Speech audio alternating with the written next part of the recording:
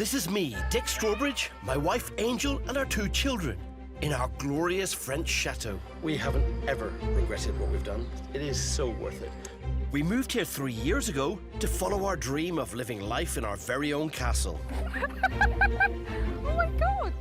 But it's not been easy. I think I'm a bit too old for this. As dozens of other Brits know only too well. Oops. Floor needs replacing as well. Because it turns out we're not the only expats who have bought a French chateau. Wow, absolutely love it. 25-year-old Bordeaux. Motherload! In this series, we'll reveal how we're running our chateau as a business. There's not a thing about making sausages that I don't find humorous. I'm still finding things that I haven't seen. And see how these daring Brits are running theirs. Oh, whoa, whoa, whoa, whoa, whoa. This place is done up. As they face the ups. It's really beautiful. This is a rare moment, but I am genuinely at peace. And downs. It's a lot worse than it looks. Of their new lives in these crumbling and magnificent buildings. It is a bit of a fantasy, living in a French chateau. We might have a few problems on the way, but that's part of life, isn't it? Yeah. Today. Oh, yeah. A cost-saving way of making your own trailer. Rope snapped. Wannabe chateau owners try to find their dream home, Oh, babe, this is what we want, right? but soon find problems to bug them. Oh, Dick will have a field day with this. A chateau couple dealing with a struggling business. If we don't break even this year, it would be a disaster. Come to see Angel for some advice. Hello. It's me at last. And I helped to plan an ambitious building project. So you haven't got enough to do, so you've decided to build a bridge? Yeah. Are you sure you want a bridge?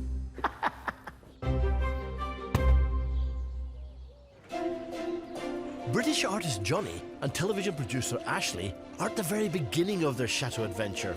Having outgrown their little townhouse in Pézenas in the south of France, they're looking for a chateau to run. We want to open up an art gallery. Obviously, I need a big workshop. Angel and I have already given Johnny advice on the things they should look out for when chateau shopping. Armed with that advice, they're off to a viewing near Bordeaux. This one is huge. They don't have a lot of pictures, but it looks like a lot of the renovations have already been done, which, you know, has its pluses, but also that could be because we really want to make it our own. Their budget is £320,000. The place they're about to see is listed at £550,000, but maybe there's a little wiggle room on the price. This is the original gatehouse. Look, I love it.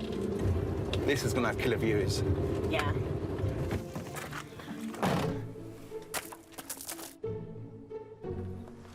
I love the land already. I know. Yeah, I love it.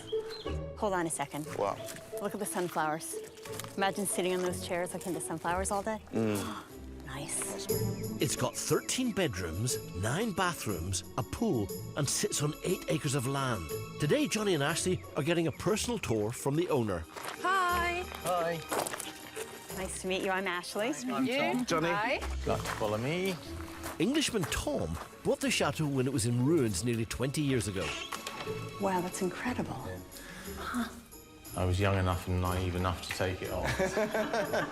Tom's put a huge amount of time, effort and money into restoring this place over the years, and it shows. Yeah, the kitchen's nice. I like it. Yes. And it's nice that it opens up onto that Oh, no, can you imagine? view. Yeah. Onto the terrace. Ah, that's great. Yeah, the views are just beautiful. Oh, I think it's amazing. The view is absolutely incredible. It is, eh? Breathtaking. Yeah.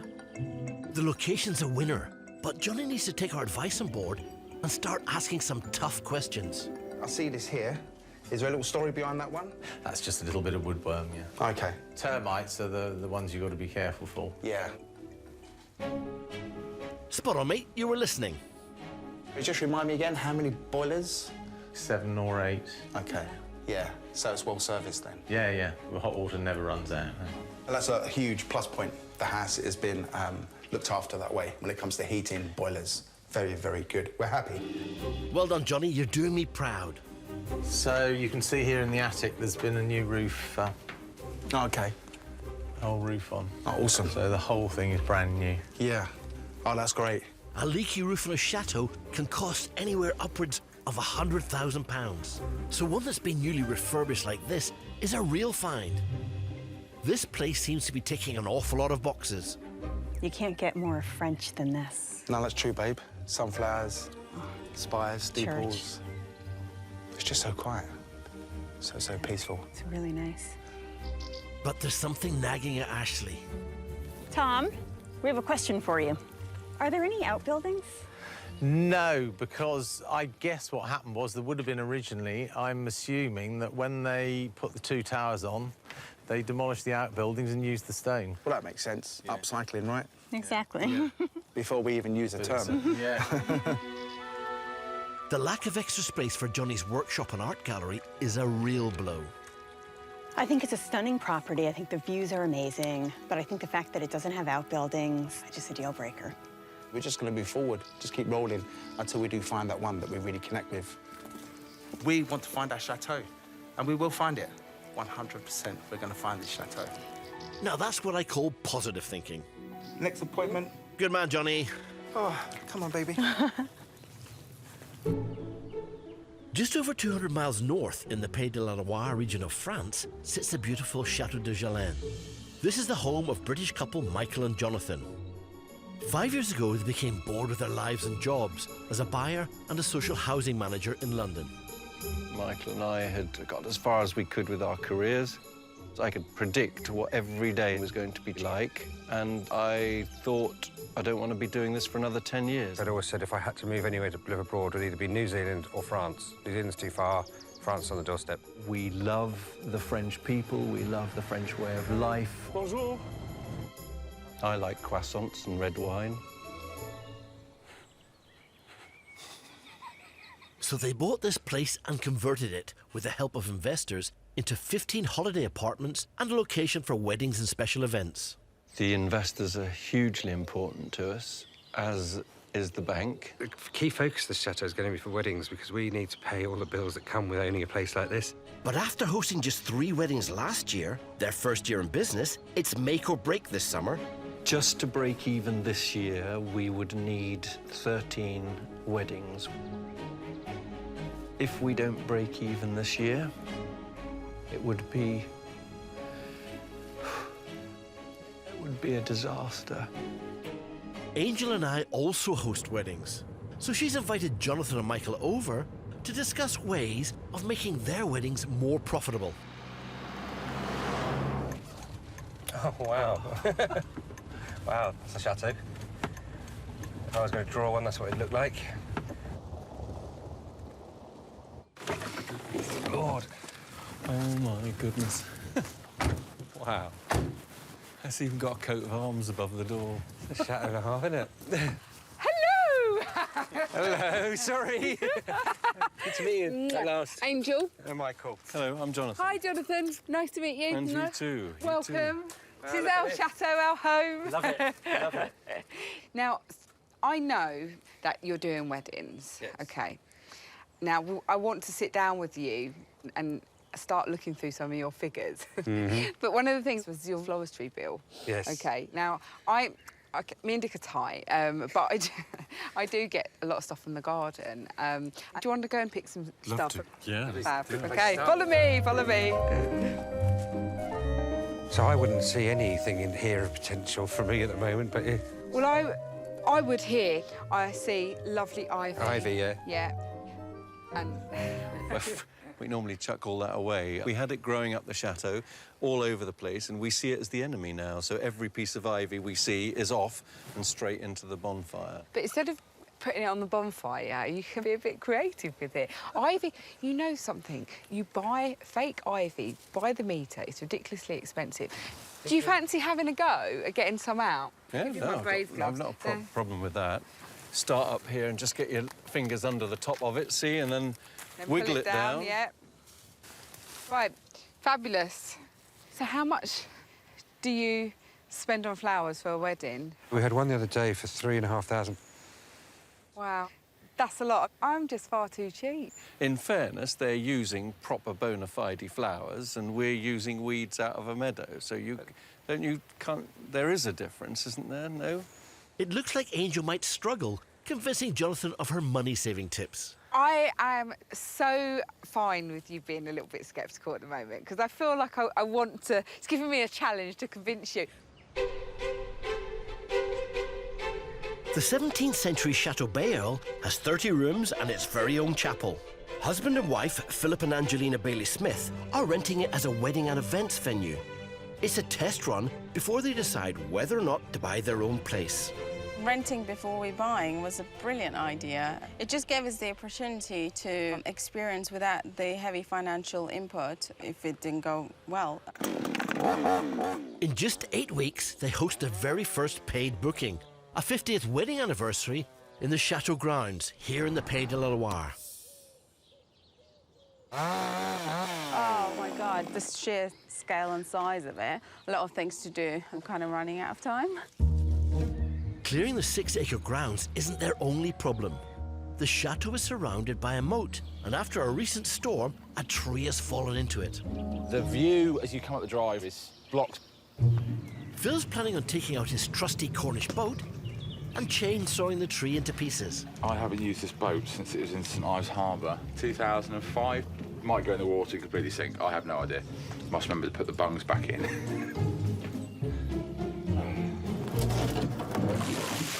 He floats.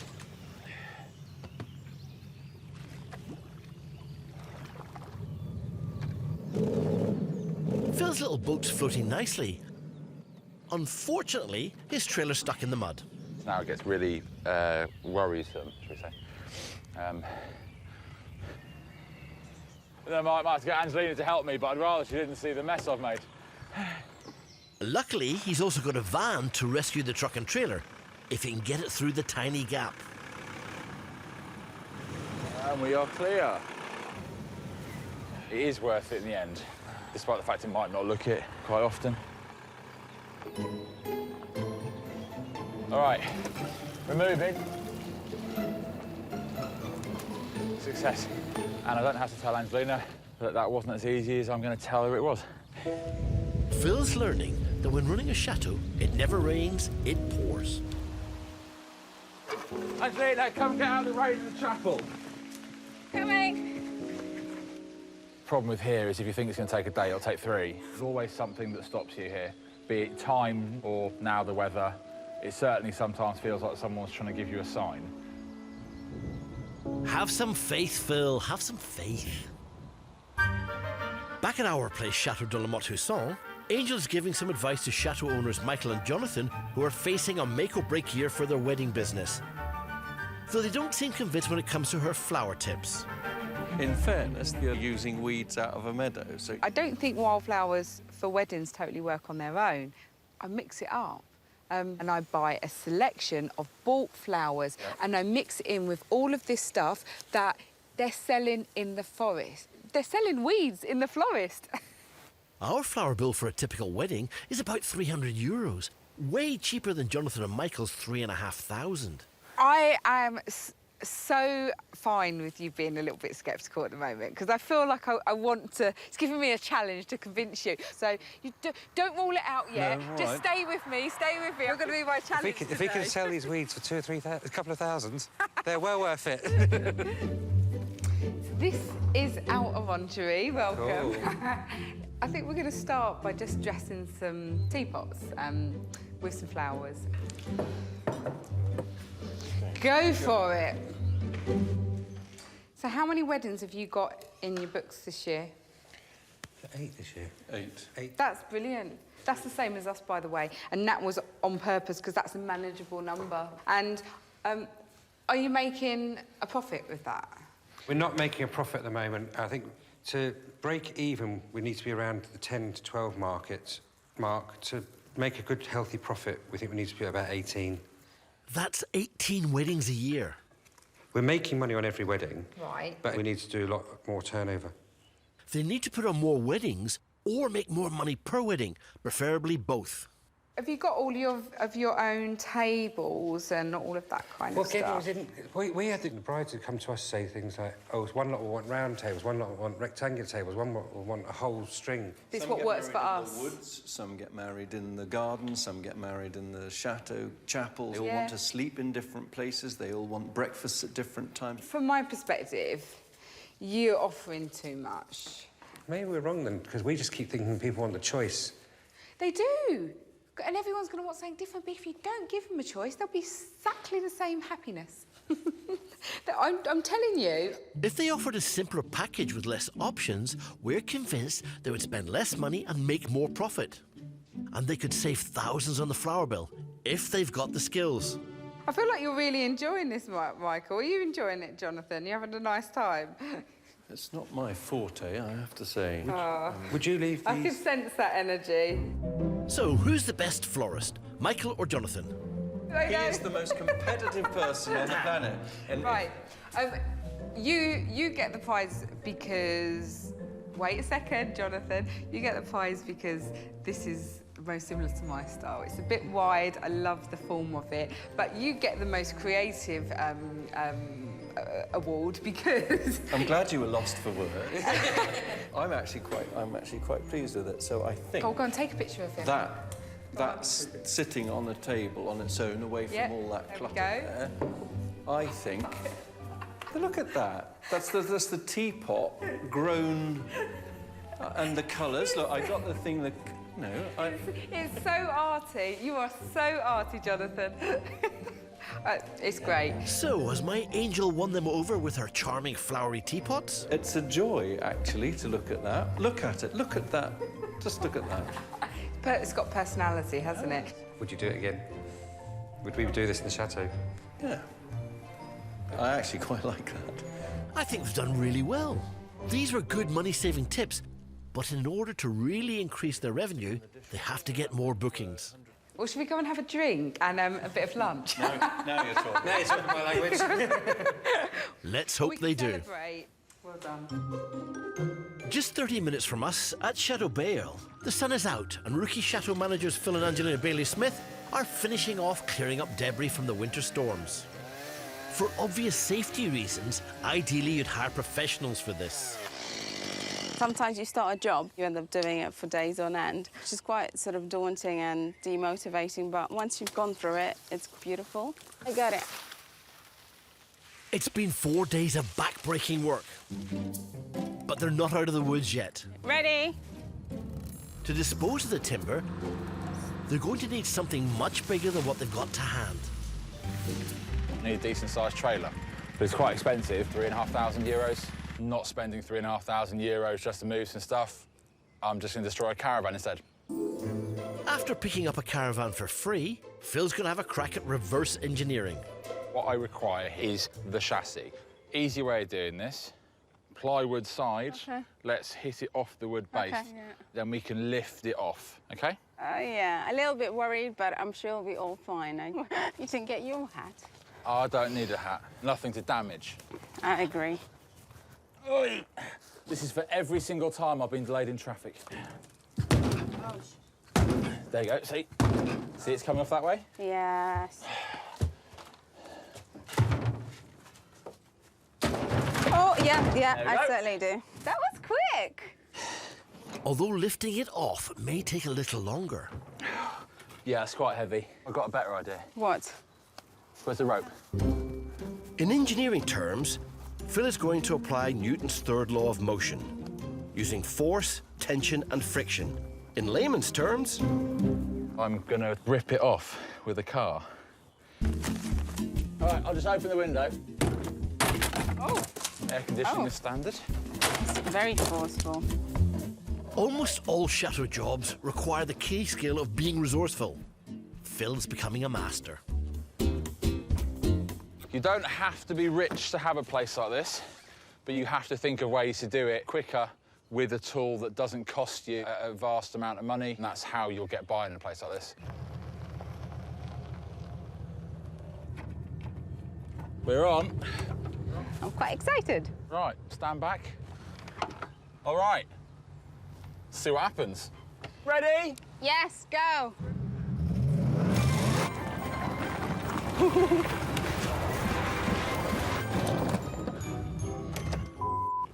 Keep going.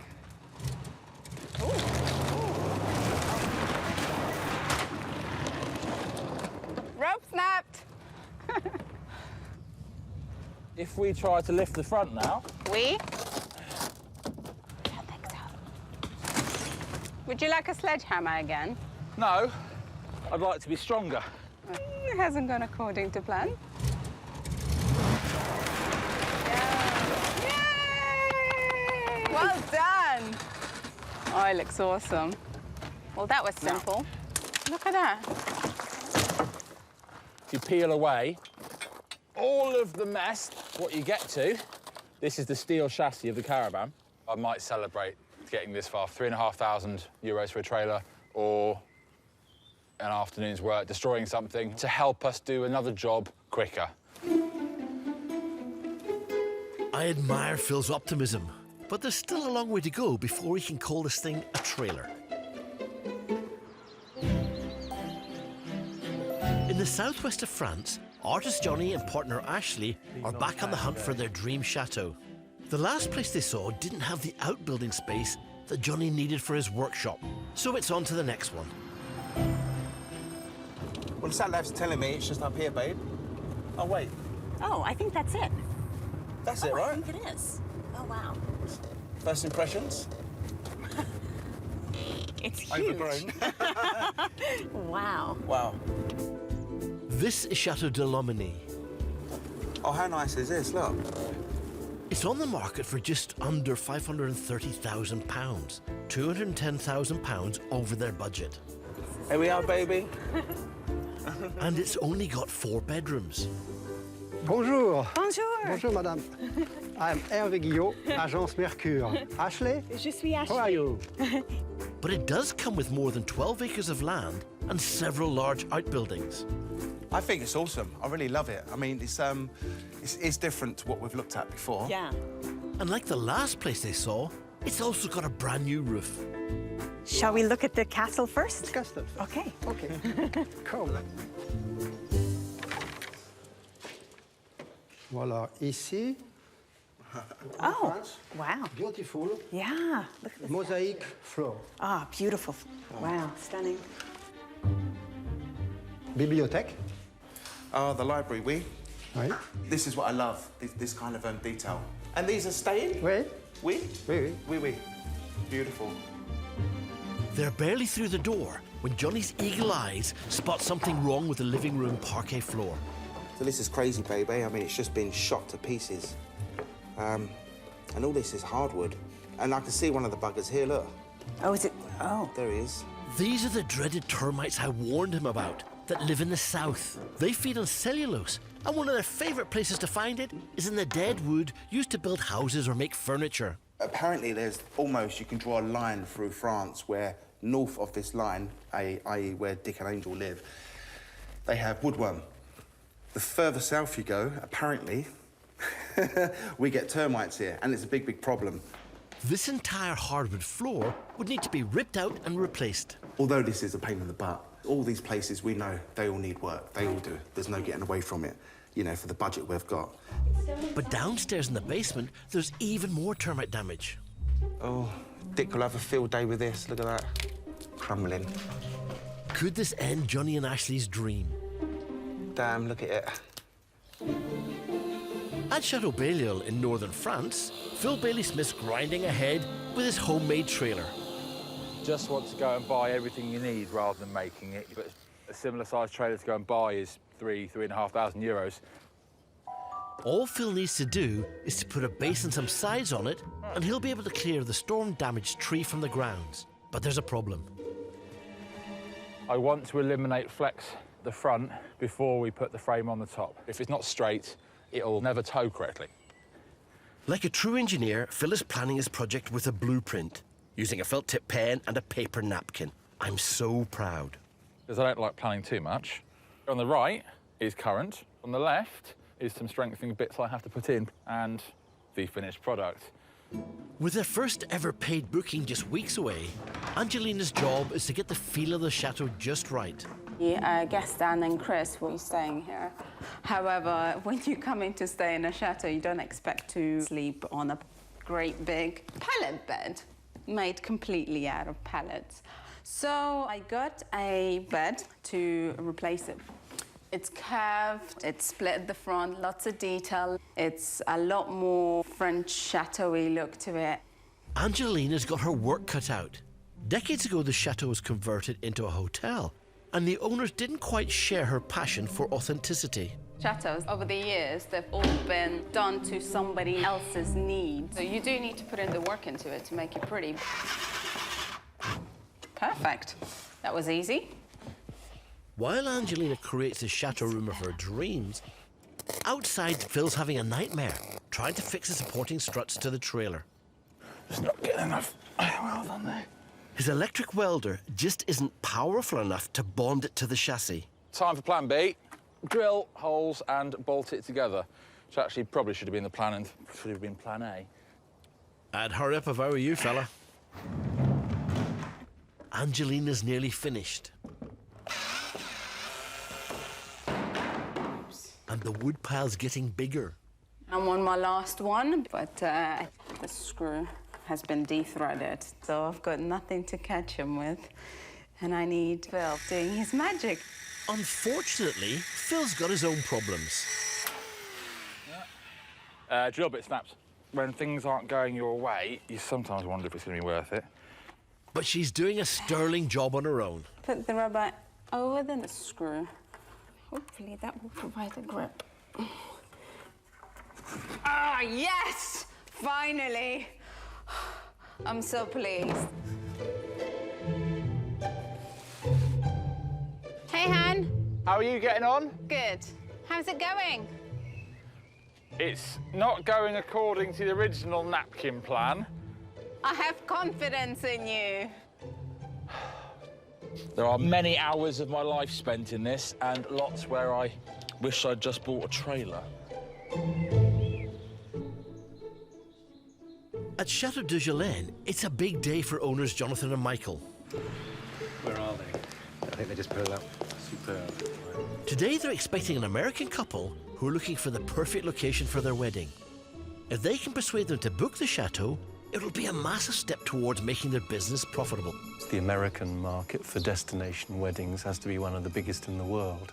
Most Americans love France and love chateau, love history and things like that, so it's quite nerve-wracking to have them walking through the front door. So beautiful. This is amazing. Hello. Lovely to see you. Lovely to see you. Hi, good to meet you, Hello, Michael. good to meet you, Michael. Lovely. Good journey? Oh, wonderful journey, absolutely. You brought the weather with you, thank you very much. Oh my gosh, the weather, this place is amazing. It's beautiful. Oh my God, this place is gorgeous. Because the chateau's south-facing, if the sun's out, it's here all day, so your guests can be outside on the terrace and pretty much get the sun all the time throughout your event. Let's go in. All right. After you. Okay, thank you. The couple are considering renting the entire chateau for a week. Let me say that a week's rental here is going to cost about 30,000 euros.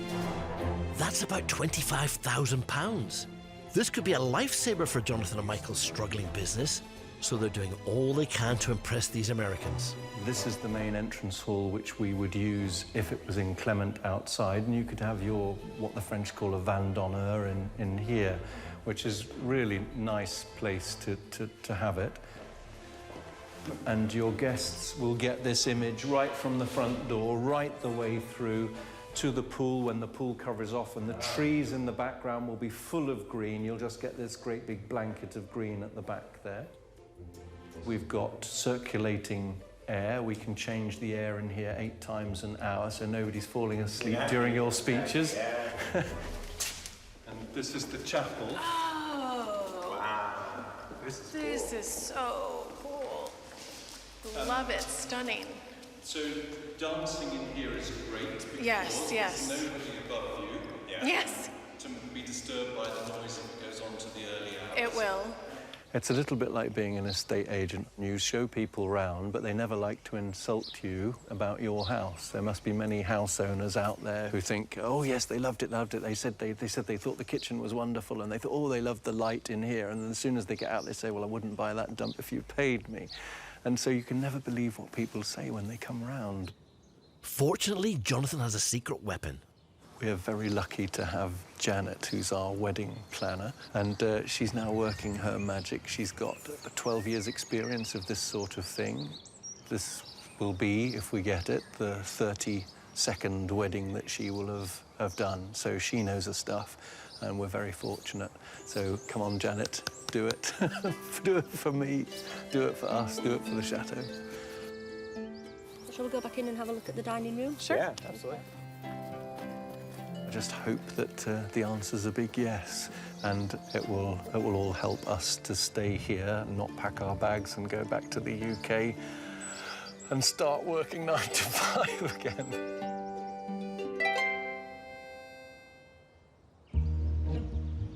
About 100 miles north, Chateau Phil is finally completing his budget trailer at Chateau. Essentially, I had to change plans halfway through. I wanted sheet metal, couldn't get it in time. So, as always, time takes precedent over perfection. And time is running out. As well as having to clear the grounds before the summer season starts, there's still an estate agency business to run in London. Angelina is travelling back from the UK at the moment, because our lives are between the two places still. I actually told her on the phone last night that it's already finished. No, I lied.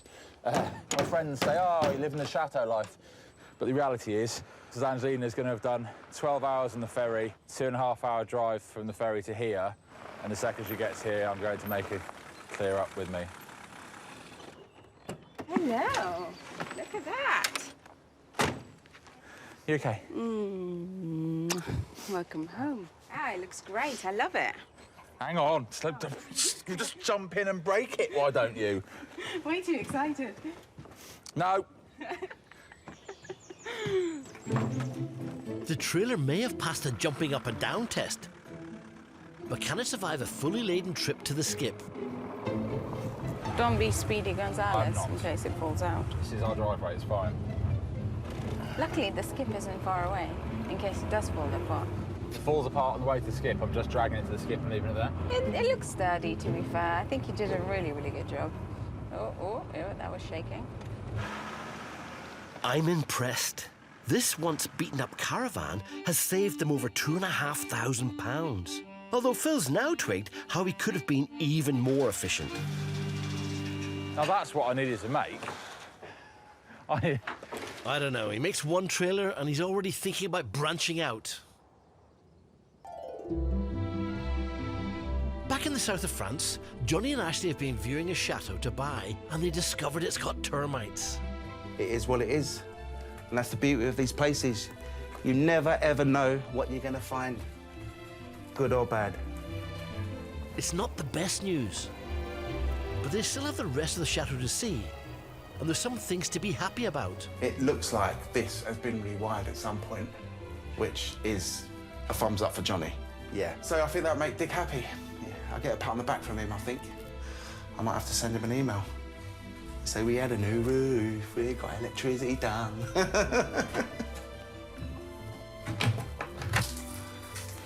He's got every right to be smug, because outside, there's even more reason to be happy. That's what we got here, then. The local of the heating here. Heating? The whole gas central heating system is brand new. Just look at this brasswork here. Look how lovely that is. I've no idea what it does. But it's screaming new and it's screaming expensive, right? That's about £50,000 worth of kit. Plus, it's got a solar hot water system that could save them hundreds of pounds a year. This is incredible, babe. This really is. It's a huge bonus. But what gets Johnny really excited is outbuildings. What are they like? Oh, babe, wait till you see this room. Oh, wow. Oh, wow. Fabulous. Woo! Oh, babe, this is what we want, right? I love this room. Oh, babe, this is huge. 1,000 square meters of outbuilding. And best of all, it's already been partially renovated, including double glazed windows which can cost up to £2,000 a piece in France. I like this more than the actual castle. This is mind-blowing. This is amazing. As an artist, you can never have enough space. You know, at the moment, I'm restricted to the scope of art I can do, the volume of art, and also the size of art that I can do. So this, I mean, this is just a dream for an artist. Wow. That's amazing. That's crazy, right, babe? Yeah. I think it's safe to say Johnny and Ashley have fallen head over heels for this place. The thing is, though, it's... I know. It's crazy because it is way out of our budget, right? It is way over our budget. I mean, what if we offer $450? Yeah. But we can't go higher. No. I mean, Okay. we shouldn't. We'll put an offer in for 450, and we'll see how we go from there. They can Yeah. only say no, right? It's true. €450,000 is almost £410,000. This offer is £90,000 over their budget and £120,000 short of the asking price. I called the owner. Yeah. Okay. Can you try for us, s'il vous plaît? Oh, merci beaucoup. Merci. On va essayer. And tell them that we are wonderful people. Difficile. The price is very difficile. Yeah. All they can do now is wait while estate agent Hervé submits their bid to the owner. Ils font une offre un peu basse pour ce que vous souhaitez, je le sais. We maybe shouldn't have looked at a place that was way out of our price range. Yeah, we was asking for trouble. But you never know. You never know. C'est des gens très sympathiques, oui. Oh, it's a long conversation. Is that a good thing? Probably not. Bon, Ashley, Yes. very difficult. But the owner will consider your offer. Okay. Please call me for 340. Okay. Okay. Oui, oui. Okay. Give yourself. Thank you, though. Thank you. Okay. Voilà, Ashley. Au revoir. Merci beaucoup. Thank you so much. The offer is way below the asking price. Will it be accepted? John Johnny. Or will they be laughed out of town? Let's wait and see. 4 days. 4 days. Yeah. Wait. Fingers crossed. Come on. Come on, boo-boo. Let's go for a walk. Back at Chateau de Gelaine, it's crunch time. American couple Steph and Dave are coming to the end of their tour with wedding planner Janet. Up there, we want to have the cocktail now. Whether we can eat up there or not is a question. Well, we can have a look when we go back. They're on the cusp of deciding whether to hold a wedding and 7-day celebration here. The wedding market in France at the moment is very, very competitive. There are lots of chateaux and private houses in the Loire Valley and the rest of France who offer similar services. Well, you know, yeah, be positive, be positive. They will love it, they'll have it, they'll take it. We will have a week-long wedding. It'll be a very special day, you know. British organisation is renowned the world over, and we're going to do them justice. The booking worth £25,000 would be a life-saving boost to Jonathan and Michael's struggling business. Everything rests on this couple. Will they? Won't they? Oh, this is definitely the place that we want to have our wedding. Absolutely. With everything that's here, the swimming pool, the grounds, places for kids to play, places for adults to play. It's definitely the right place. It's been great. It'll be really, really cool. So the next time we'll be here, it will be for our wedding. Yeah.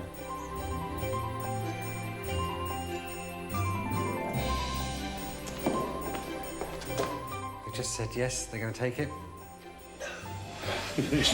Really? Full shutter rental for a week. The whole thing? Yeah. Oh my God! Brilliant! Yes! Well, it's what we need, isn't it? It's just the best end to what's been weeks of pressure to pull this off. I cannot express to you how the pressure, the pressure, it just builds and builds and builds. It's sleepless nights, but I mean, inside we're shrieking. Time to celebrate. But Michael and Jonathan will be put to the test organising everything over the coming days and weeks. This is the first full shutter rental we've had, not just this year, it's the first one we've ever had. So to have 45 people is going to test us. Now's the time for the real work to start. Everything that we've promised, we've now got to deliver. At Chateau, for Phil and Angelina, the work is never done. The grounds have been cleared, but now they have another project. This is the first time I see you in waders. You look fabulous. There's something wrong with you. They have the chance to secure a second booking, a wedding, but there's one condition. They want to have a particularly large marquee, and they want it over there on this completely wasted piece of land. The problem is there's a moat in the way. We need to build a bridge to it so people can go across. Phil has never built a bridge before. It's sort of trial and error, and we can't do the error part on it. So hopefully Dick will help him out with the engineering side of things. Our place, Chateau de la Motte-Husson, is about 30 minutes away from Phil and Angelina, and I've agreed to help them out. I built my first bridge back in the 70s, and I'm figuring they haven't changed much since then. Philip sent me some pictures. First thing that strikes me is that's quite a long way for a bridge, a decent span. It's a good challenge. But I'm going to need some figures. Oh, almost. Halfway across. Get in. And Angelina's kindly volunteered Phil to get them for me. There you go. Wait. I hope he sinks in quite deep. And then I'll have to come and rescue you in a boat. Even though the moat seems to be just up to his knees, there are 3 centuries of mud in there to consider. It's 1.5 meters of silt. Yes. This is like profile picture. The width of the moat is crucial to narrow down the type of bridge we can build. That's the edge of the bank? Yeah. It's 8 meters. I also need to know the amount of traffic the bridge will be taking. I reckon we've got to build a bridge designed to take 10 people at a wedding or a lawnmower. When I said traffic, I didn't actually mean a 300-kilo ride-on lawnmower. As this is going to be a lot bigger than the average DIY job, I'd like to have a chat with Phil before I head over there. There you go. How are we doing, Philip? All right. Yeah. So you haven't got enough to do, so you've decided to build a bridge? Yeah. You know, I've got so much spare time. Bridge is a great idea. I feel your pain completely, mate. Look, the simple basic plan was 2 long beams straight across, planking across to walk across. OK, first things first.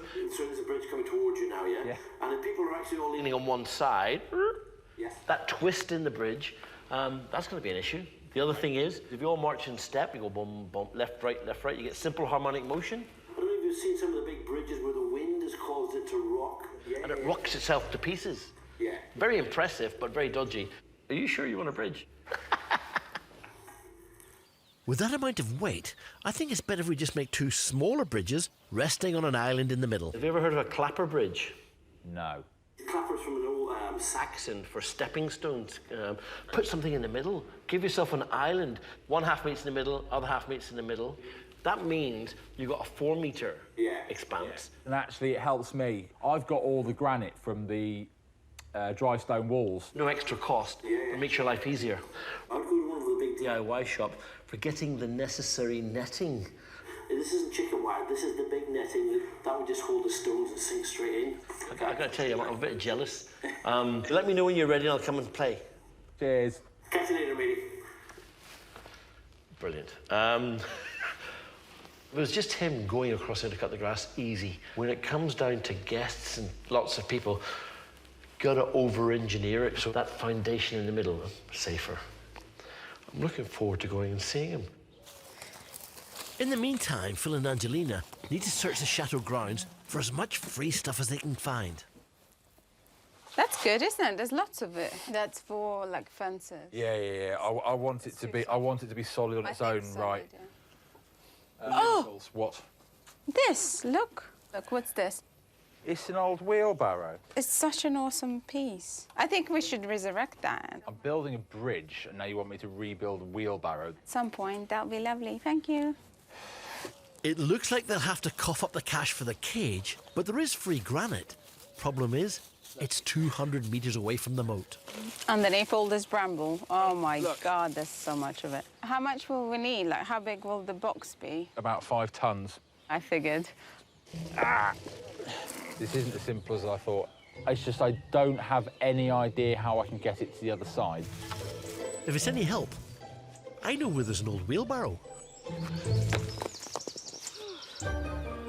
Next time, I give Phil lessons in bridge building. It's not quite a bridge yet. It's a bit wobbly and it's a bit bouncy. You're looking a bit concerned, Phil. Jonathan and Michael's frustrations rise when entertaining friends at their place.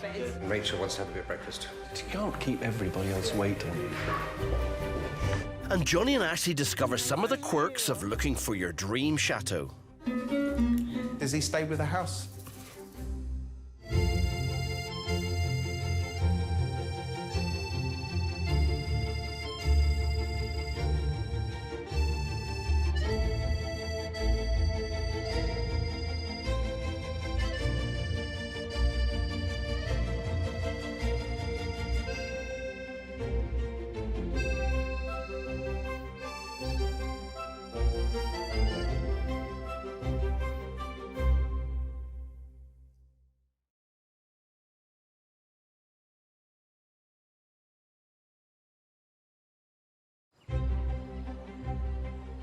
I'm Dick Strawbridge, and along with my wife Angel and our 2 children, we left the UK for a whole new life in France and bought this magnificent chateau.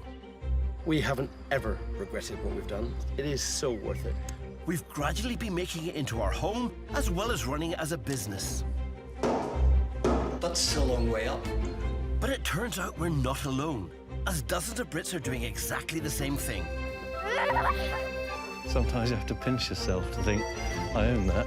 In this series, Angel and I will reveal more about our journey as chateau owners. Quite a lot of scrap here. It's worth money. Might be able to pay you this time.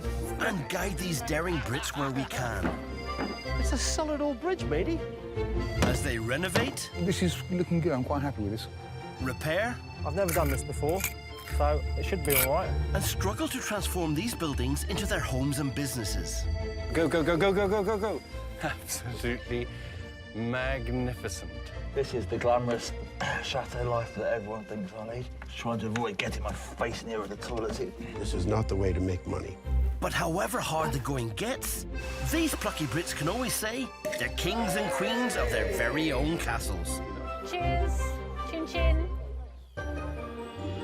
Today, when I attempt to salvage the children's trampoline from our moat... Oh, dear. It's anyone's guess if I actually know what I'm doing.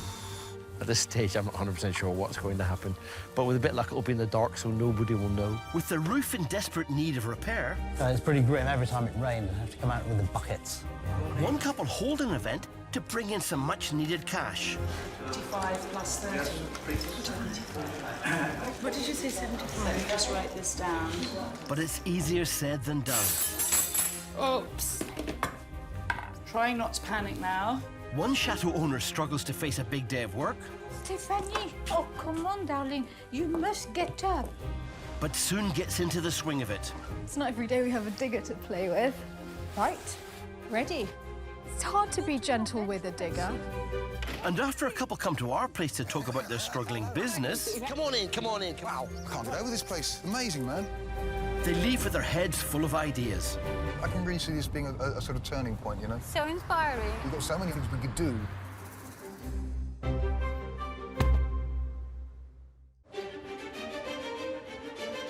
At Chateau de Lys, it's the middle of the summer season for owners Tim and Marguerite. Well, merci beaucoup.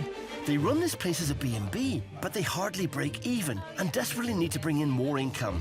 Our biggest problem is we have undercapacity during the summer, so we have to sort that out, because if we can get that together, then life becomes a lot easier. Never ones to do things by halves, they've got not one but 2 plans. Situated in a prime location just an hour from Calais, they want to lease their holiday gîte on a co-ownership scheme and develop a caravan park. I'm making a real pig's ear of this as usual. Ambitious plans indeed, but Angel and I want to see if there are other things they could do. So we're nearly there, I think. Maybe they should be around here somewhere. So we've invited Tim, Marguerite and son Joe to our place in the Pays de la Loire. Wow. Wow. It's amazing. It's really, really cool. Oh, it's so impressive. It is absolutely lovely, isn't it? We can chat about how we do things and maybe give them some inspiration. Hey! How lovely Nice to meet you. And make their chateau more efficient and profitable. Nice to meet you. Come on in, come on in, come on in. Thanks, guys. You lead the way, darling. Wow, I can't get over this place. Amazing, man. Amazing, amazing, So, amazing. after rustling up a light brekkie... Da-da-da! Oh, wow! Right, there we go. Wow, look at that. We get down to business. So why are you doing bed and breakfasts? Well, that's because Because we just took over a company that was there, and we're trying to go more for the group accommodation instead of the bed and breakfast, but it takes, you know, time and investment. It sounds to me like because you've inherited it, you feel a sort of a loyalty. Maybe it's time to say, right, what do you guys want to do? Is it just you, or have you got it's just people? us. We do have our daughter's friends and other people who are floating through. Volunteers. But you never stop. Working smarter, not harder, is the big thing. And we, like you, work our butts off. Angel thinks they might earn more money turning the chateau into a location for weddings. I can imagine that it would take a little while to make, say, between 5-10 grand worth of just clear profit from the B&Bs as for one wedding. Do you see what I mean? Yes. Absolutely. No, really, Yes. but this is what we think as well. The profit margin for us is not that high. The idea has Marguerite intrigued. Can I just ask a few practical questions? So how many people can you have for a wedding? We've got a limit of 80 because that's how many we can fit in the orangery comfortably. Okay. It's surprising how many chateaux don't have one individual space big enough. Yeah, we have it for 100 people. These guys are hard-working and not afraid to take on a challenge. I can imagine if you did a wedding, like if the flowers hadn't arrived, you would go down to the florist and buy the flowers yourself, and you can't buy that. No. Like you just can't buy that. So I think you're just not tapped into the market yet. No, we think so too. Because you've got everything. That's why I have some practical questions still. Why don't you take Marguerite with you and have a little look around? Perfect. Oh, I'd love that. Shall we? Yeah, good. Right. Okay. You go take the girls are going up this way. I think Angel and Marguerite should talk business. Will I show Tim something that can save some cash if they do decide to start hosting weddings? It's an invention I think he'll love.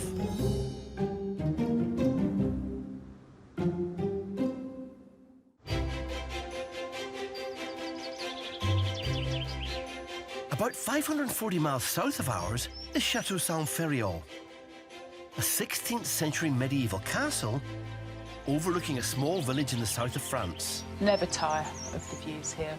It's just too beautiful. Its proud owners are Brit Sophie, a travel curator, and James MacDonald, a management consultant and author. James and I met each other 23 years ago in London, and within about 6 months we were living with each other. So we thought, well, why are we living in London, which is expensive and cold and miserable and crowded and noisy and polluted, when we could live somewhere like this? They bought this place, located just 25 miles north of the Pyrenees, for just £60,000. Of course, there's a reason why it was cheap, and that is, it was effectively a ruin. It was in a total state. So all we needed to do was civilise one room, which is enough to live in. And then after that, colonise a second room and a third room and a fourth room.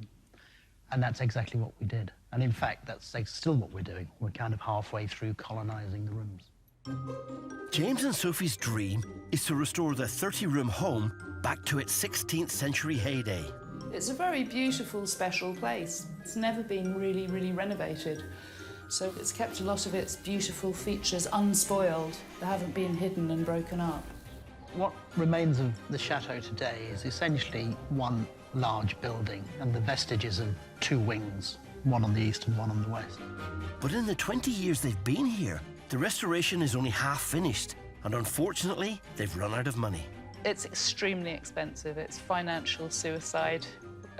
We are completely crazy, and if we'd ever thought about it, we would not have done it.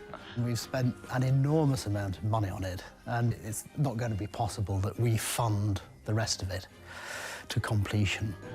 Still, there's a particularly urgent problem James and Sophie need to sort out. The chateau's roof. Well, this is number one priority because every time water gets in, it rots the wood a bit more. It's pretty grim. Every time it rains, I have to come out with the buckets, make sure the water's not getting through from one layer to the next. and sooner or later it's going to collapse. Yeah, real shame. I think in the 70s, this ceiling was probably pristine. Oh dear, roofs are costly. My #1 piece of advice when shopping for a chateau is check out the state of the roof and be prepared for how much you'll need to spend on it. Trouble is that we really need to replace the whole roof, and replacing the whole roof is a huge expense. So we need to do something in the interim just to stop water getting in, and that's really what we're planning to do now. It's vital the repairs are done before the winter weather arrives. So Sophie and James have less than 3 months to find some cash and fix it. Time, flowering time. So they're going to put on some fundraising events at the chateau. The first today will be a talk given by James. I'm picking flowers to go in the chateau so that people get some nice colour and odour when they arrive. So we're using these talks and events to build up this particular project, repairing the whole roof. So we're setting up the chairs for the audience. The hour-and-a-half-long talk will be on one of James's favourite subjects, 12th century Christianity. Guests will be charged an entrance fee and have the option to pay for lunch. We've had about 25 people who've confirmed that they're going to come today, but we expect it to be more than that, maybe twice as many as that.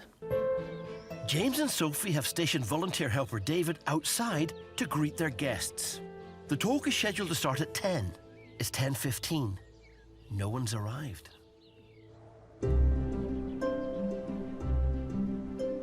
In the heart of rural France lies the 500-year-old Chateau de Lalande. And the current lady of the manor is Stephanie Jarvis from Suffolk. There's 17 bedrooms. I think we have 13 bathrooms. Located 200 miles south of Paris, she bought it 12 years ago. But there is still tons of work to do.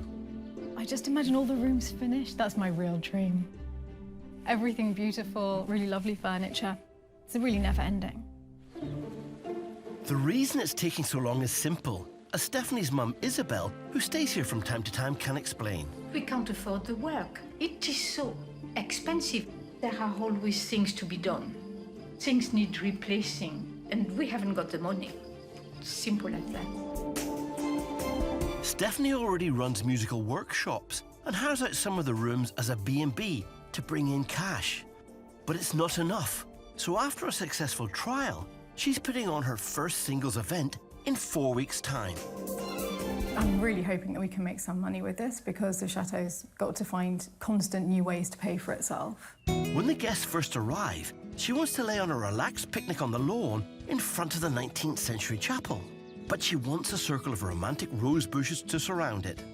So this morning she's hired a digger to help her plant them. Unfortunately, she's still asleep. Today, Stephanie has got so much on. The digger is only here for 1 day, so we are in deep trouble. Stephanie, oh, come on, darling. You must get up. You must get up. You have so much to do. And it's a beautiful day. You're going to love it. What time is it? You've got the machinery coming at 10:30, and it is nearly 10 o'clock. Your tea is there, darling. I told her the wrong time. It's actually 9:30. Little lie. Very little lie. Finally awake, she turns her attention to the rose circle she calls her midnight garden. I'm going to try to make a midnight garden around the chapel so that in the middle of the night it's just white flowers which will reflect the moonlight and we can go and have wine there in summer. That's the plan anyway, but the first step is getting a hedge in, and I can't work out exactly where to put it or how to do that, but that's today's job. And somehow my brilliant organisation, as always, means that I have to do all of this, planning, digging, planting, in a single day. Stephanie aims to dig a circular trench for 120 plants, but she's never done anything like this before. And then inside here I can do the white garden, which will be closed off a bit in the moonlight, but because it's on a slope, the chapel will still be visible from every area of the garden, even if the hedge gets high. Having no idea what can be accomplished with a digger, I have no idea whether we can get this done today. I really don't know. Can a digger dig one hole in a day? Can it dig millions and millions of trenches? I have no idea. We'll find out. The digger's got to be returned by the end of the day, so she's got her work cut out. How hard can it be? Fortunately, her friend James, who's been visiting from London, is on hand to help. Oh, whoa, this is unbelievable. Oh, look at that! Load of skill. Somehow I don't think it's going to look like that when we do it. I'm going to go and put my overalls on, and I'm coming straight back. It's not every day we have a digger to play with. Right, ready. Stephanie and James use a cable to mark out the line of the trench they're hoping to dig. It's an oval. It's an oval, so there's no point in doing it as a circle. But they've got to be extremely careful where they dig. How far out, Steph? No, talk about here, I think. We can start turning here, like that. Buried somewhere beneath the lawn are 400 metres of geothermal piping to supply the chateau with its heating and hot water. Well, we have to be careful not to hit the geothermal pipes. We think that they're a little bit off to the side, slightly to the left. In fact, that is pretty much where we're going to be digging. Striking into the pipes with the digger blade would prove to be a very expensive mistake. It's hard to be gentle with a digger.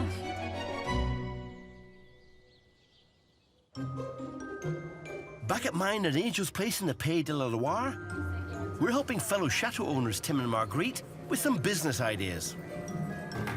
Angel's showing Marguerite around the chateau as they talk about our wedding business. You do all the food. Well, yeah, Dick mans that and I man the front of house, that sort of thing.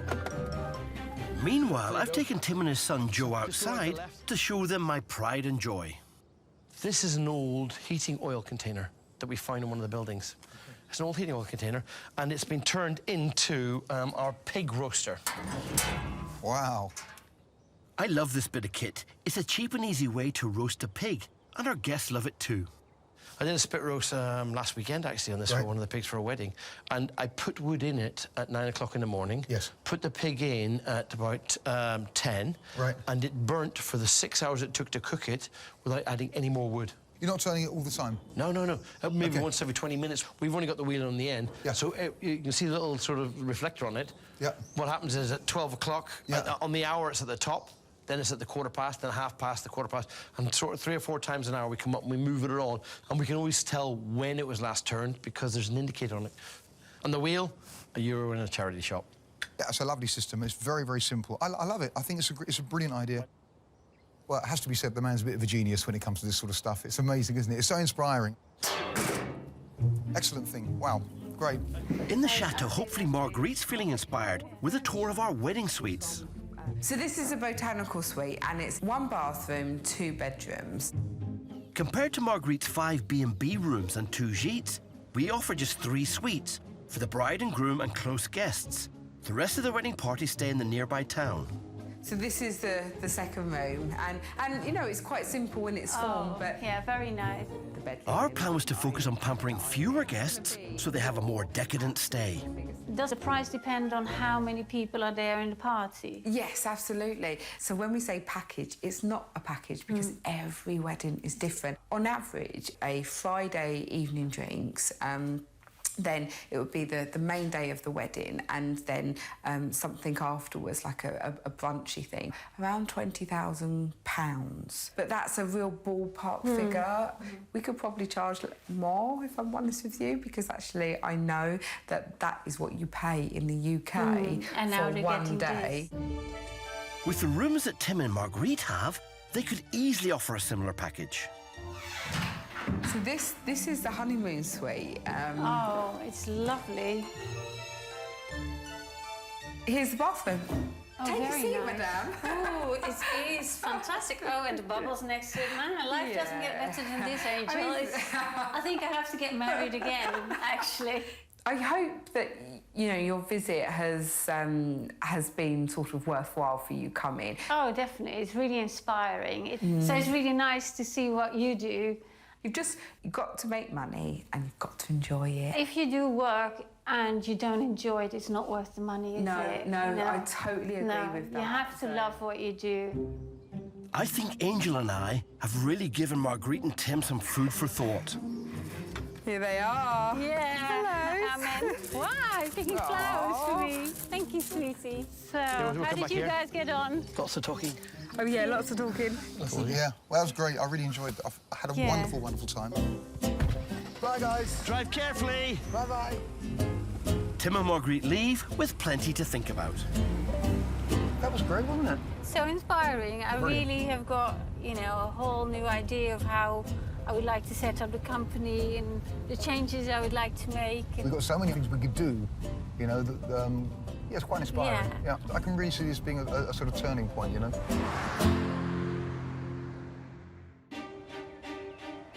Back at Chateau Fairytale, Sophie and James's fundraising event, A History Talk, is getting off to a slow start. We're hoping to raise funds that will pay for the roof. Visitors can come just for the day and the talk. If they just want to come in for the day, it's €10. On top of that, they can sign up to have lunch. Or they can become members of the Friends of Fairytale Association. So we've got an association that raises money for the chateau, and that money goes directly into the renovation works. In return for a membership fee, members get a bi-yearly newsletter and get free access to events and an annual party at the chateau. If they want to become members for the year, it's €25. Sophie hopes to sign up some new members today. Finally, some potential recruits start to arrive. Morning. Good to see you. And the cash starts to trickle in. There we are, got it. Great. You're staying for the whole day? Yeah. Great. Thank you. Got the message. So that will actually be 30, 45 plus 30. What did you say, 75? So just write this down. With arrivals continuing, James's target of 30 paying guests is looking feasible. So I think we should just about fill the seats. Meanwhile, Sophie's leading the drive to sign up more members for the association. So this is yours, Sophie. Me and James. Yeah. Lovely. This is all done with local cedar. So we're very lucky to have all the original raw materials here. And so the way we renovate is that although the forests would have been completely different here in the 16th century, they would have used the local wood. So we're kind of copying the spirit. If you're staying for the talk and for the lunch, it will then be 50, both of you. That's great. Thank you. There we are. So I got that. Thank you. With the seats filled, it's showtime for history buff James. Well, good morning, everyone. For those who don't know me, I'm James MacDonald. I'm going to be talking this morning about the Cathars. Whilst the headliner gets underway, Sophie needs to get on with that lunch. There's a lot to do while the talk is being done. You're always working right up till the last minute. This is the first time, though, that we've made a concerted effort to raise money for a particular project. I do go into a sort of white panic on the day. Et je serai très pressée, Jules, parce que nous avons une conférence dans le château ce matin. Broadly, the Cathars are enormously powerful in this region by 1200. The only snag is that James's talk is unscripted, so Sophie and son Guillaume don't know exactly when it's going to finish. I'm flagellating myself now about not having done this last night. This is the lovely, lovely cheese. Oops. Sorry, Guillaume, you all right? It's a sodding mess. Last-minute drive. The Cathars were dualists. They believed in two creations, as it were. There's a good one and a bad one. With James's talk approaching its climax... I'm afraid I've gone on too long again.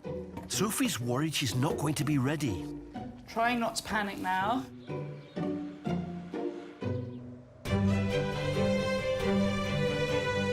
Back at Chateau de la Londe, Stephanie's friend James has made a start in digging the trench for the rose circle in front of her chapel. And he's already feeling the pressure. I'm going to be done with this in 2 hours now. Flight at 7 p.m. in Paris. If I don't get this done in the next 2 hours, she'll be doing the rest of the digging. They've got to work fast. So while James digs, Stephanie and her mum follow behind with the plants. We just grab plant, place in hole, put earth over it, water plant. This is about as complex as my gardening skills get. This is ridiculous in those old slippers, isn't it? Maybe boots, Mummy? Yes. James needs to be careful where he digs, because somewhere close by are the chateau's geothermal pipes. There are 4 boreholes and a closed circuit, pipes going down into the ground with water, which heats up, comes back, and then heats the house in underfloor heating and radiators. After an hour, it seems like James has finally got the hang of operating the digger. I think that's good, actually, to where you are, to where this is. So, there. Yeah. I love the fact you can point with a digger now. But in his rush to get the job done before his flight, he struck something underground. Yeah. We've hit the security thing telling us that we're getting close to the pipes, but we didn't even notice that we were hitting it, and we don't know where we hit it, and we hope we haven't hit the pipe underneath. It's warning mesh, usually laid above important pipes or cables to alert anyone who's digging nearby. It means the digger must have been inches away from the geothermal pipes. Oh, well, not to worry. We didn't go beyond it. That was a pretty close shave. And now James has made a sharp exit to the airport. It's Stephanie's turn to get behind the controls. Years and years of me playing computer games that you complained about. It's all coming together now. World of Warcraft. I have never played computer game. I don't think I could do the digger. I think it's beyond my finger capabilities. Stephanie's done so well, she still has 1 more hour before the digger is collected. So she heads over to the vegetable garden, where she also plans to plant some roses. Just skim the top. Yeah, easier said than done. Yes, I'm sure. Where are you going with it? Just try to skim.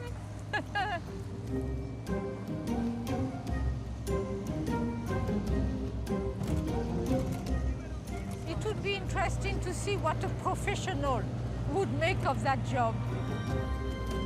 Not bad at all, if you ask me. I love mini diggers. The only problem now is the roses Stephanie's bought. She got them cheap in an online deal, and Isabel doesn't think they're up to scratch. These are very poor qualities. You should have at least have 3 spurs on a rose. But they don't look very perky. Some of them look dead to me. They're very poor specimens. Anyway, we wish them well. Ideally, the roses should have been planted earlier in the year. So we'll have to wait and see if some will bloom in time for the big singles weekend. I can't believe we got this done. I'm really pleased, but I'm also really tired. That's it, Mummy. We're done, we're done, we're done. Okay.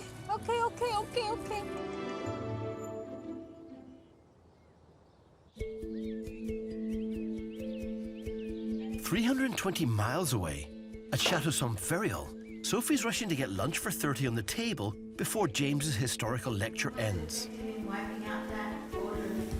Yes, gone. Last known Cathar perfect was burned in 1321. James's talk has gone down a storm.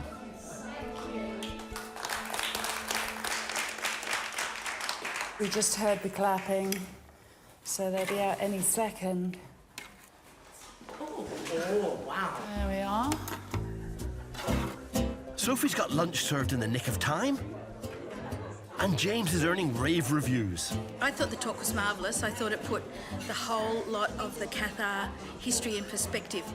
That was absolutely fascinating, and it just makes you want to learn more. The aim of the event is to raise money towards fixing the chateau's roof. Thank you, everybody, so much for coming, and we're really glad that you've been so enthusiastic and had a great time. Sophie's making a final pitch for more of the guests to join their association. If you've become a day member today, you can pay an additional to pay the year membership, which is 15, another 15, it's 25 a year. And then we will make a tour for you very soon and have a guided visit of the chateau, which we give to every member. And she's successful. So that's an additional 15. That's good. I hope you Thank you. I do, yeah. We had people who signed up for the day membership and at the end, after the talk, came back and signed up for the full membership. We joined today because I think it's great to be able to assist people to do this sort of work. It's quite inspiring, and I don't mind assisting at all. The fact they've taken on the task of renovating it is unbelievable, and I can't even begin to imagine how much it must be costing. It's so lovely to have met you. And you. Hope we see you again. Not everyone signed up. Thanks very much for coming. Did you enjoy it? I enjoy seeing the chateau. Oh, OK. Well, then you must come back for a visit, yeah? I won't come back. I've seen it. Oh, you've seen it. OK. Mind your head. There's lots of chateaus. Careful, careful, careful. But they all had a brilliant time. Everybody seems to have learned something, and so they've gone off happy. Bye. Thank you. Bye-bye. Now I'm just ready to collapse. Can't wait to get my feet up. I'm shattered. The events raised €470 for James and Sophie's roof repair. So we have a tiny bit more money in the pot. It's great, but not good enough. The roof repair will cost double that, but they've got another event planned. A history tour. There's a bit of travelling to get there and fairly remote, so there's walking. It's going to be hard work. I hope they can raise the funds before the bad weather sets in.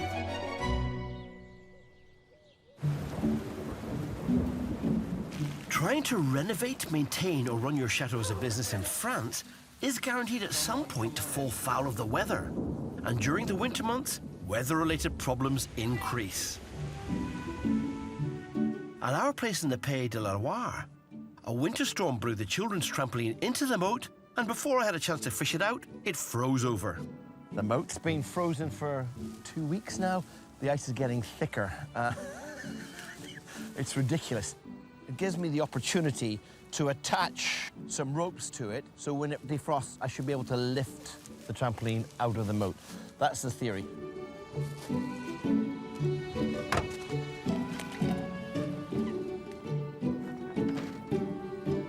Hello, darling.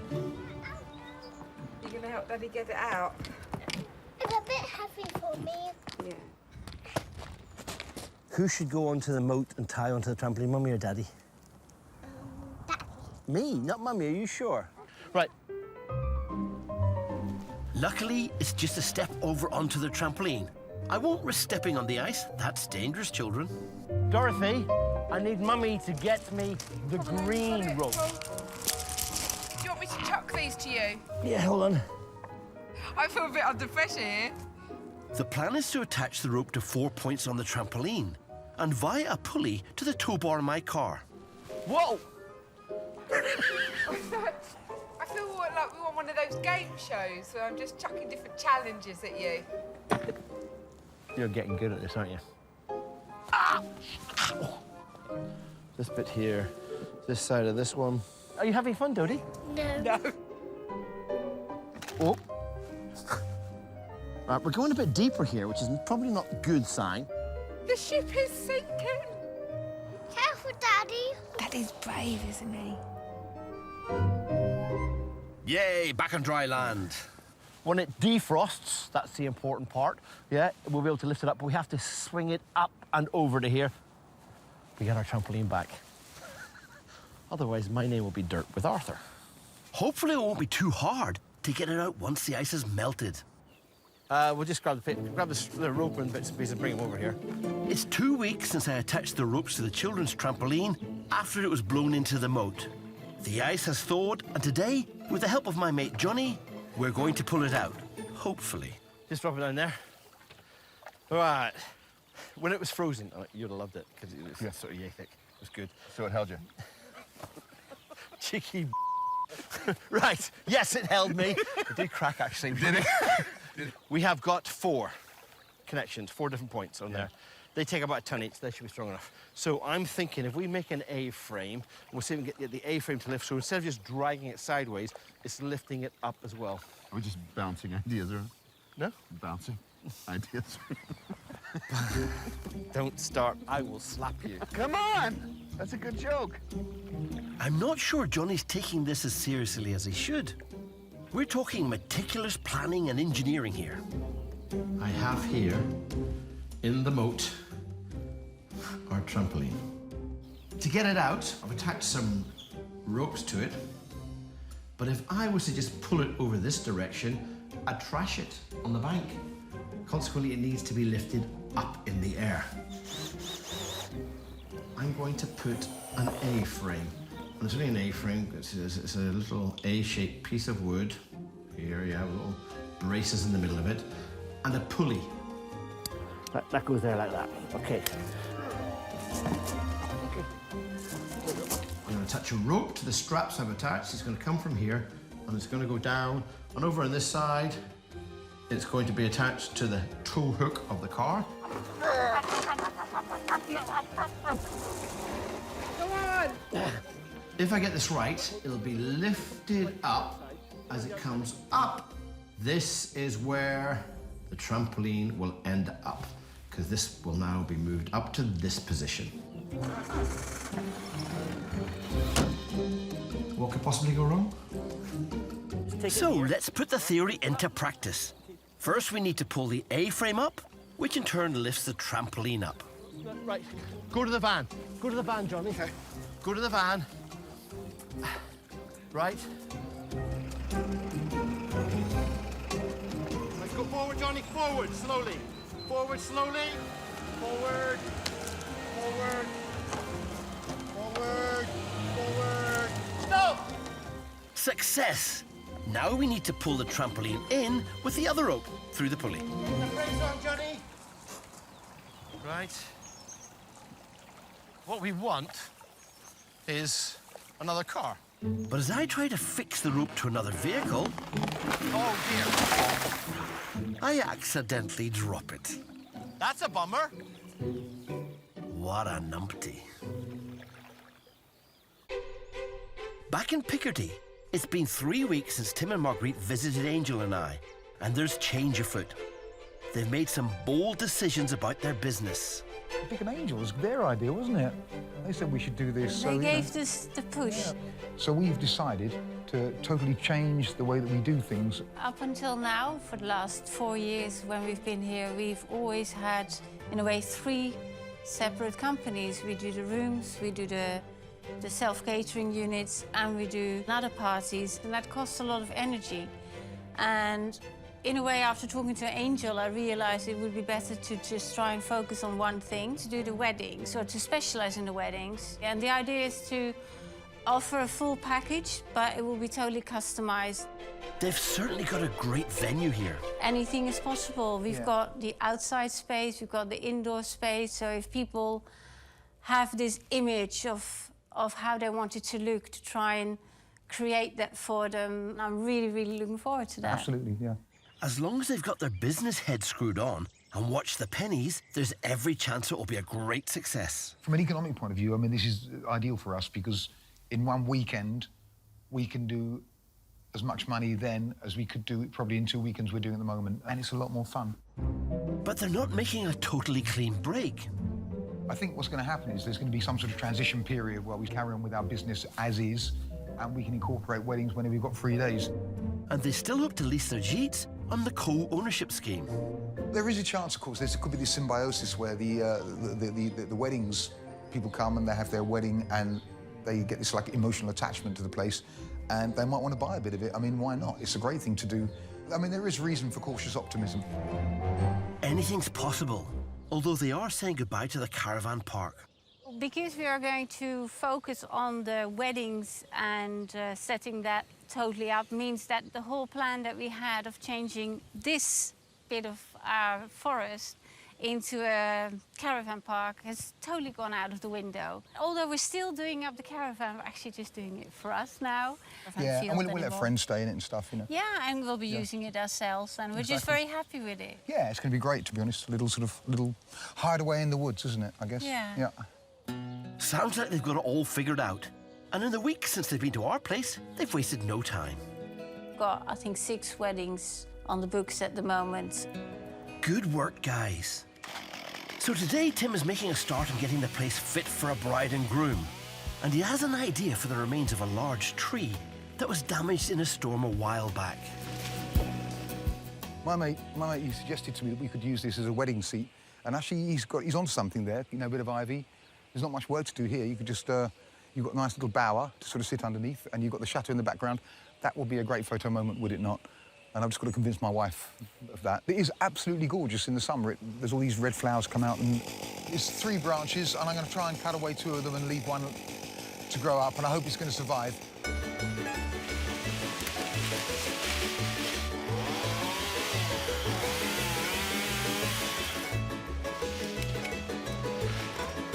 So, it's looking very different, Tim. Aha.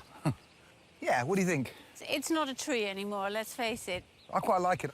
We have got an incredible photo opportunity there, especially when it's in bloom.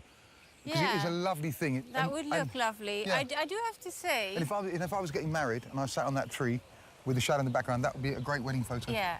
Marguerite isn't totally convinced. I think the whole thing is Yeah. really nice for photographs. Yes. But it's not a tree, is it? It's not a tree. For the rest, it's just a weird thing in the middle of our lawn. I quite like it, actually. I quite like things not being, you know... Tim is very sentimental. He can never get rid of things. No. So he will defend... That's why you're still here. Exactly. He will defend that tree till it totally falls apart. One thing's for sure, they need to get a move on, because there's plenty to do to get their new wedding business up and running, including the photos for their new website. Well, before the photographer comes, Yeah. half July, you need to get rid of that willow. I'm sorry. Yeah. We'll see how their plan goes next time.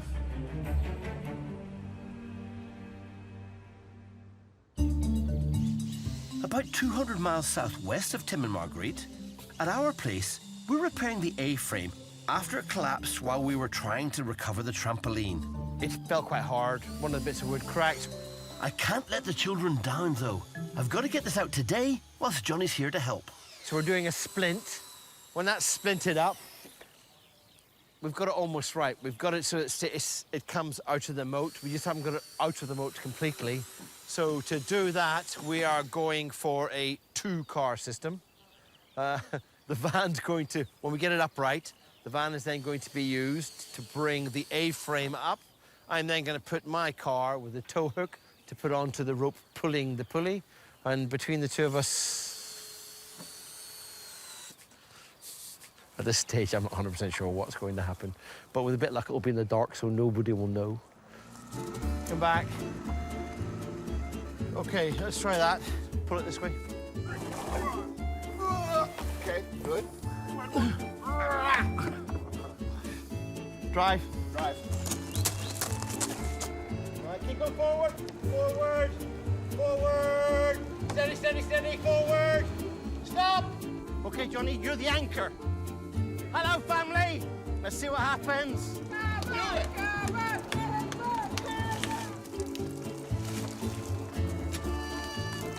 Go, go, go. Almost, almost.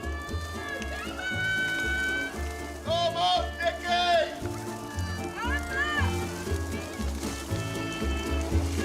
Yeah! Got it! Hope my children appreciate the nightmare we went through rescuing their trampoline. So this is what we do, is we just leave everything where it is. No wind forecast for tonight. Let's get a beer. I think, is there ever beer for that? Yeah, yeah. Yeah. Absolutely. Next time, with winter and bad weather approaching... And there are leaks there, there. James and Sophie are on a race against time to fix their roof. There's no question this work has to be done. But their attempt to raise the funds to pay for it faces bad weather of its own. So now it really is over. There's no point carrying on. Tim and Marguerite embark on a new business plan at their chateau. Should have done this years ago. We just never figured out how to. And as Stephanie prepares to put on a weekend of fun and games... Do you think that looks appetising for the ice cream? things don't go to plan. Catastrophe has struck. One of the girls didn't make it onto the aeroplane.